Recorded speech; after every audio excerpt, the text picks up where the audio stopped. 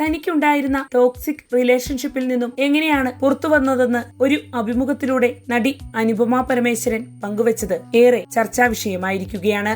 ആ അഭിമുഖത്തിൽ മറ്റൊരു കാര്യം കൂടി നടി വെളിപ്പെടുത്തുകയുണ്ടായി. ഇൻഡസ്ട്രിയിൽ തനിക്ക് എല്ലായ്പ്പോഴും കണ്ണും പൂട്ടി ആശ്രയിക്കാൻ കഴിയുന്നവർ ആരൊക്കെയാണെന്നതിനെ കുറിച്ചാണ് അനുപമ പങ്കുവച്ചത്. എനിക്ക് ഇൻഡസ്ട്രിയിൽ എല്ലായ്പ്പോഴും ആശ്രയിക്കാവുന്നവരെ കുറിച്ച് ചോദിച്ചാൽ ആദ്യം മനസ്സിലേക്ക് വരുന്ന പേര് ദുൽഖർ സൽമാന്റേതാണ്.